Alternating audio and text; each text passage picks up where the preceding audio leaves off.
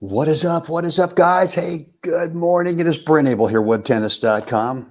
Hope you're having a spectacular morning so far, wherever you are. A little late for me today, 7:30 out here in the West Coast. Typically, you get going around 7, but had a couple things I needed to get done first. So 7:30, it is out here in the West Coast, Rancho Mirage, California, Southern California desert. Man, it's going to be a great day out there today. All right. Hope you guys are having a great day so far. And all is good.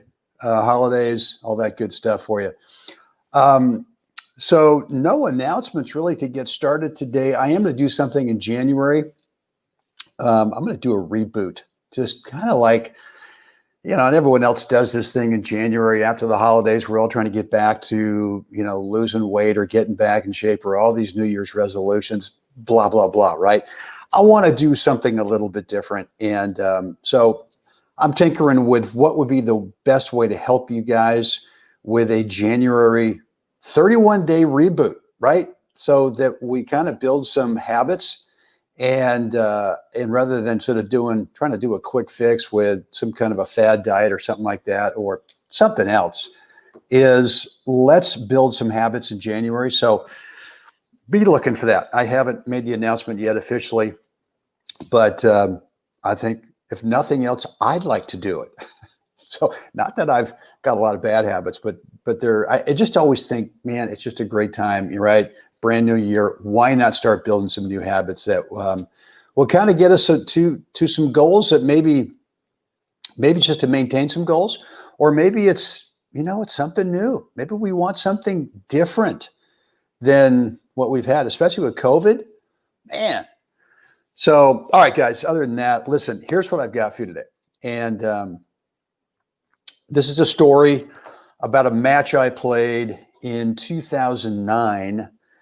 It was the quarterfinals of the men's 60 hard courts here, ironically, right here at the Mission Hills Country Club, which has hosted that national event for quite a while. And so, and look, and I coach a lot of players who are, those tournament players who want to play in the Category 1 tournaments, or I should say who are playing in the Category 1 tournaments, who are, getting through a round, maybe 2, but then that's about it. And they're really looking to, how do I take my game to that level where I can start maybe being one of the last 16 or even one of the last 8 guys in a category, national Category 1 tournament. And so that's kind of been the main theme of what Jeff Jackledge and I have been doing over at Gold Ball Hunting ever since we started that. As you guys know, we did a podcast episode every day for 365 days. We started somewhere in January 2019, finished up this year. But that's really been kind of the thought as to how do we help players kind of get to those rounds where they could actually compete for a ball. So one of the great pieces of advice that I got from a guy in Northern California, Charlie Hovler, and Charlie, and this guy's, I don't know how many gold balls he's got. He's longtime NorCal Tennis Hall of Famer. But I remember once, and this was a long time ago, and he said, and this is really when I was starting to play a lot of national events. He just told me, he said, if you really want to compete for a ball, whether it's, just getting the semis and then being able to compete for, a bronze or silver or gold, you've got to show up a lot. You cannot cherry pick like, okay, well, I'm best on clay, so I'm just going to point myself towards that clay court tournament this year, and that's it. And he said that his key to success, and again, dozens of gold balls, singles and doubles, is he said he just shoved it into his calendar. He would look at the calendar for the following year and look at the 4 events, and he'd get his work so he could, his job, and do everything that he could do so that he could get to all 4 of the national events, all 4 of the national category events, the clay, the grass, the hard court, and the indoors. And he plays singles and doubles, right? So the message I'm trying to get to here is in 2009, in the 60 hard courts, One of the top players in our age group was not there, right?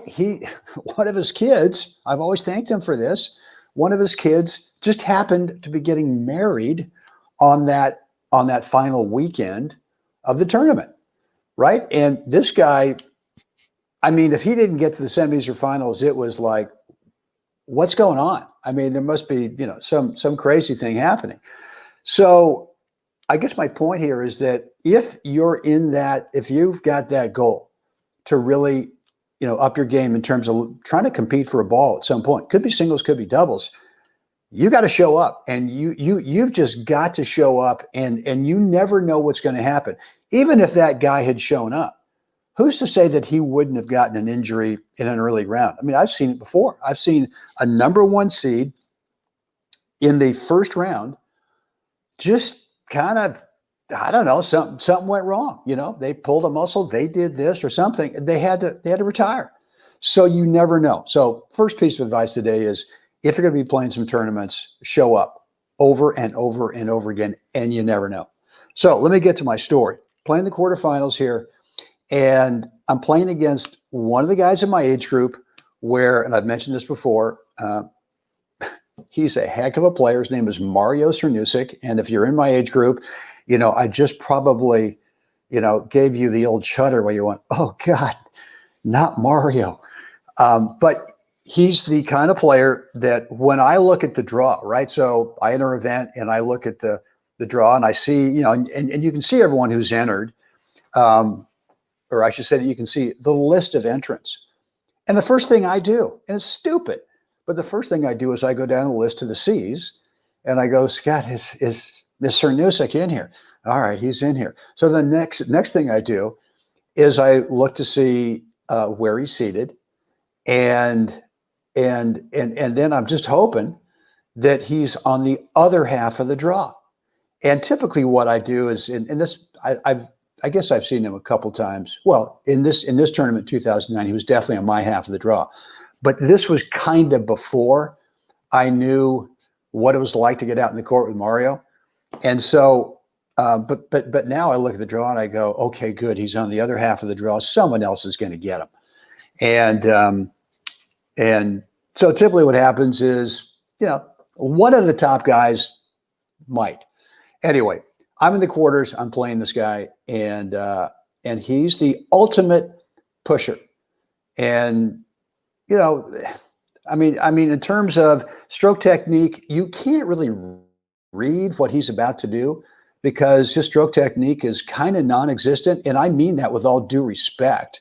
I mean, I'm not saying that be able to be a good player, you got to have, ooey gooey, beautiful stroke technique. You don't. But he's got the kind of stroke technique where you can't get a read on what he's doing.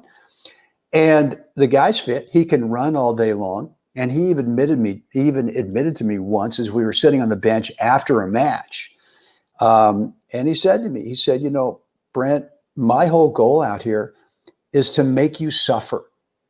And if you win the match today, I want to make you suffer so much that tomorrow you wake up and just go, oh man, I don't feel great. So it's a strategy, right? And that's his mindset. His mindset is that, of course, he wants to win the matches, but his mindset is, if I don't, I'm going to keep you out here so long and make you work so hard that it's going to be brutal. So I'd never played him before, and I was in the quarters, and we're playing one of the front courts here at Mission Hills, and everyone, and a lot of the players know that when you play this guy, it's really kind of high entertainment. There's always a lot of drama that goes on with one of Mario's matches because he just drives people crazy. And so we're on one of the front courts. We've got a decent crowd going, and so I win the first set. He kind of missed some shots. I thought that, wow, okay. And I'd never played him before, so I didn't know, but I thought maybe that was the standard for him. Okay. Well, the next thing you know is I lose the second set 6-3. And we've already been out there 2 hours, even though the sets were like 3-3. Man, the points just took forever. And it was, that time of year when they were playing the hard courts in April, here in the desert, it was hot. I mean, yeah. So here's the big coaching moment that I got. And I got this from a guy named Tommy Tucker. And for those of you who've been around a while and know Tommy Tucker, I first met Tommy in San Francisco back in the day, back in the 70s when tennis was booming. And, you know, Tommy was a pretty good player, and I think he was doing some teaching on the side up there in San Francisco. But he was a bartender at one of the really kind of fun, you know, bars in San Francisco. I was over the East Bay, so I didn't go over the city too much. But I remember going over there once and meeting him at the bar and just thinking, man, this guy is just a stud. I'm like, God, he's got this great bartending job and tennis. He's teaching and all this kind of stuff. Anyway, so Tommy eventually moves down here. I can't remember exactly when. Might have been the late 70s. I think he comes down here invited by, I think it was Dennis Ralston. And I can't remember the exact story. I probably butchered the story totally. Anyway, my apologies on that. But so he moves down here to Mission Hills and he starts teaching. And he's never missed a day. I mean, probably missed a day. But what I'm saying is he's been here at Mission Hills ever since. And he's like one of the all-time just hysterical guys. I mean, he's just a character. And so anyway, but after I lose the second set to Mario, 2 hours into it, you know, I'm just like a drowned rat out there. I'm going through shirts like crazy. And so we both decide, all right, we got 10 minutes and I want to go to the men's locker room and, you know, try to freshen up a little bit, go to the bathroom, use the bathroom and that kind of thing. Maybe change a shirt. As I walk out of the gate, Tommy Tucker walks by me and he just looks at me and we just keep walking kind of side by side and he just looks at me. In fact, I don't even think he looked at me. He and I were just, you know, kind of both side by side, you know, walking forward and he just says, keep working. And, you know, I don't know what happened, but for some reason, keep working with no G at the end of working, keep working. And the message that I got from him was that it could be that on today, that there's no strategy, there's no tactic, there's no, you know, work it over here for a couple balls and then do this kind of formula. And I think too often what happens is we look for no-brainer formulas out there. We look for no-brainer tactics and strategies that if I execute it, it's going to work. It's, you know, it's like, I don't know if fail-safe's the right term, but it's, so there are some days when I go out there when I can have the best strategy against this player. I know it works because I played the guy, you know, dozens of times before, but on that day, I'm not executing it. Or on that day, the guy knows what's coming and he's just playing well. He's just playing well. And so, and then there are other guys like Mario, where you just have to put on the hard hat. You got to put on the, you know, the blue collar shirt and you got to decide, you know what, I'm taking the lunch pail. I'm taking the big bucket of water. I'm taking whatever I do. I got a few changes of clothes. I'm taking the whole kitchen sink out there with me on the court. And if I have to go through it today, then I'm committed to doing that. And I think too often we look at the game of, well, maybe we can figure this whole thing out. Maybe we can come up with a formula, not only for technique, so that when I go over there to hit my cross-court forehand, I can hit it 9 out of 10 times so that it never comes back. Well, typically what happens is that's your mindset. Probably 6 out of 10 times it doesn't come back because it doesn't go on the court. So there are going to be days when you've just got to keep working. And it could be that it's in a drill session. It could be it's in practice match or sets, or it could be that you're in the quarterfinals of a national category 1 and that you can't panic and try to, well, what's plan B? Oh, well, you know, what's plan C? Sometimes it's just keep doing what you're doing, keep working, and you don't know. You don't know if you're going to get the W at the end because as we all know, there's no guarantee in this game. There is no guarantee. All that you can do is at times is just keep working. So we get in the third set. In the first game, Mario hits another bunt. I think it's, I don't know, a forehand or backhand, but it's another bunt. And that's kind of the best way to describe his stuff. He just kind of bunts it up high and lets it, hang over there on your side of the court. But he hits a bunt that actually comes up short, hits the tape, and the entire net just crumbles. It's like, I mean, at that point, a fly could have landed on the net, and that would have been enough at that point to make the net just kind of fall down.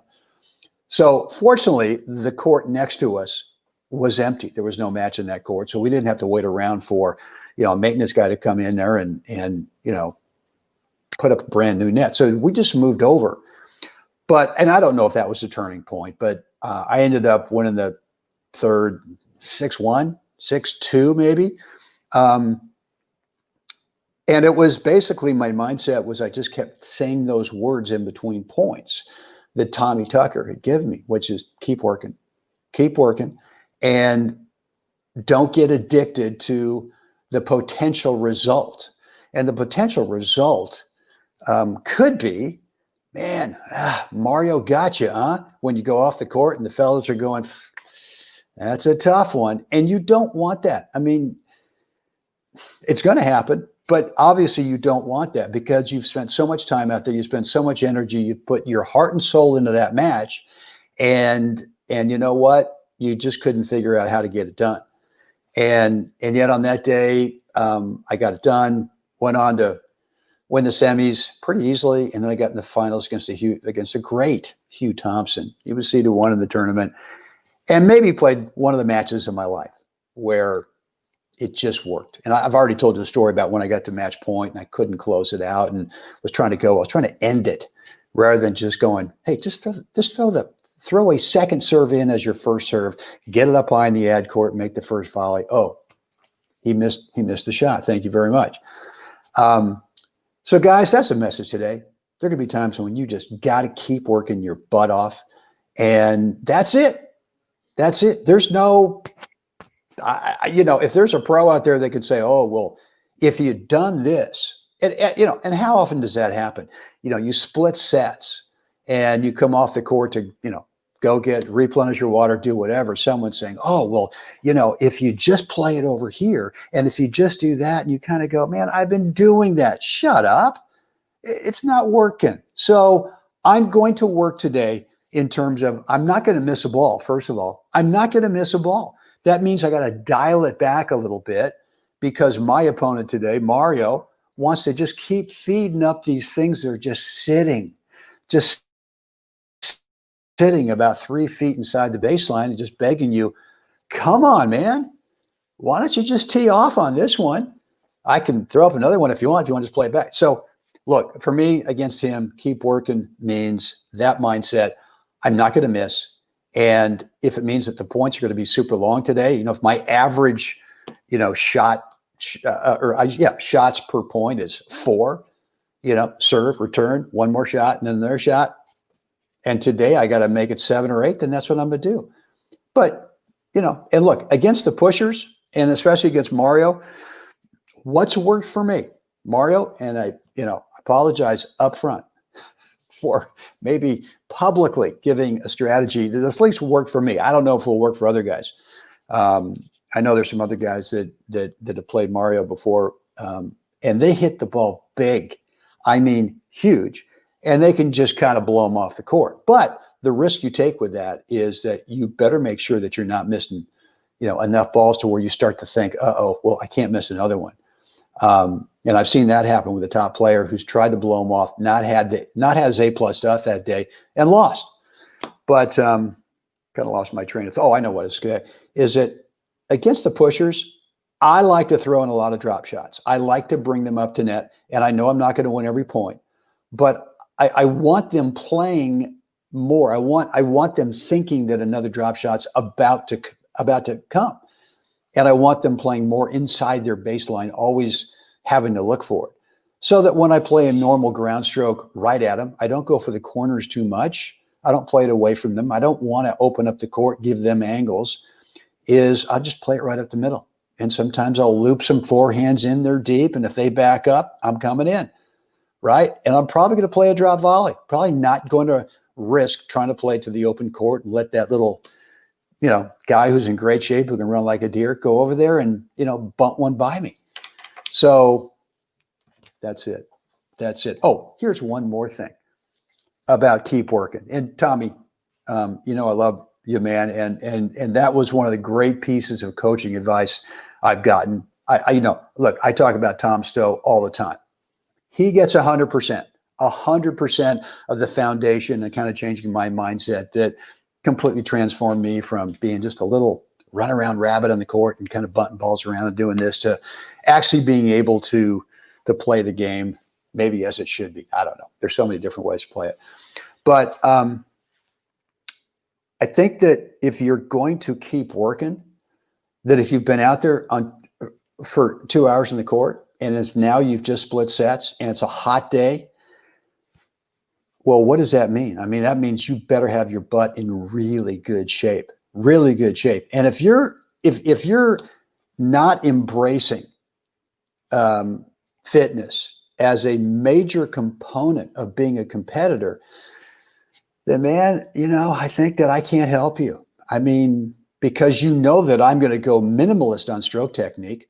I'm going to actually take away stuff that you're doing on stroke technique to try to make it cleaner so that you become a more consistent shot maker, whether it's forehand, whether it's backhand, whether it's serve, whether it's second serve, whether it's transitional volleys, approaches, overheads, whatever it is. I'm going to take stuff away, right? And tactics and strategies, I'm going to probably keep it even more simple, right? I'm not going to go deep, do a deep dive and all this crazy X's and O's. Not going to do that because in the long run, when you watch the top guys play and compete, they're pretty simple out there. They're not doing a lot of crazy stuff. Mental, I'm going to talk about mental, but like Mr. Stowe told me, better take it like a man. Well, I think I railed on that yesterday. If you missed my episode from yesterday, go listen to it because you got to stop being the drama boy or the drama girl out there. And once you get over the white knuckling of doing that, then I think that you've built a good habit. But the other big thing is physicality. And if you're not committed to physicality on the court, if you're not committed to being able to actually embrace, keep working for the beginning of the third hour of the match, can't help you, man. Cannot help you. So look, you guys probably know I got off of ibuprofen. God, what is it now? It's been over 8 months. And I've been looking at ways to do that for years because in terms of physicality, that is one of my foundational things in my game and especially if you're going to compete for a ball, if you're going to get to the quarterfinals, where if you win that match, you now compete for a ball. And if you're playing doubles in that tournament, could be a first round of 64. I played in national events where it's around a 128. 128, if you get to the finals, you're playing 7 matches, 1 a day for a week. Add in some doubles, boy, that's a lot of tennis.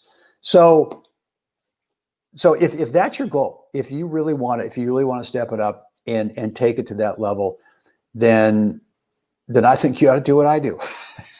You got to do what I do, right? Which is the training I do. I play a lot of tennis, obviously. I do some off-court training. It's all specific for tennis. I'm not out there doing any long distance running. I used to. And I quickly found out that I couldn't move on the court. My legs were strong. I could stay in the court all day, but I couldn't move. But I do a lot of stuff off court, and it's all pretty much based on I want to be able to visually track a moving tennis ball as I'm on the move better, so that my spatial distance away from the path of the ball as I arrive to make contact is consistent. So my point of contact is consistent, right where I want it to be. Receive the ball rather than reaching out and kind of fighting the ball. But look, so with all that training, I create tons of inflammation in my body, a lot of systemic soreness. And for years, I was taking 2 or 3 ibuprofen every day to knock that out so I could go out on that day and be able to do my thing, right? And so for forever, I was taking what I thought they were high quality vitamins, right? High quality stuff. And look, I was getting great nutrition from that. and I felt good, but I never got over that systemic soreness, and I never really knocked out the inflammation until this past April, where I ran into a guy, and he's working for a company. He says, look, I got a different kind of supplement for you. It's a plant-based organic supplement. And within about 10 days, maybe it was 2 weeks, whatever it was, I knew I was done with ibuprofen. I was done with drugs. And so that's been a huge thing for me. And so, look, I'm just throwing it out there.